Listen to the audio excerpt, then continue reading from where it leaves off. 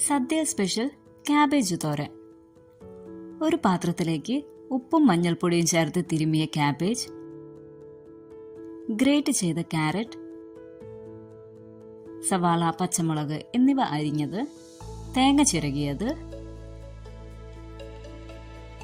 ഉപ്പ്, മഞ്ഞൾപ്പൊടി, കറിവേപ്പില എന്നിവ നന്നായി യോജിപ്പിക്കാം.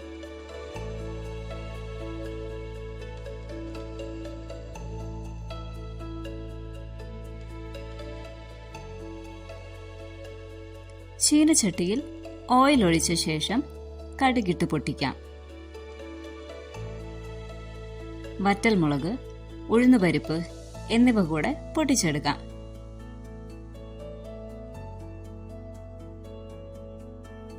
കറിവേപ്പില കൂടെ ചേർത്ത ശേഷം തിരുമ്മി വെച്ച ക്യാബേജ് ചേർത്ത് മിക്സ് ചെയ്ത് അടച്ചുവെച്ച് വേവിക്കാം.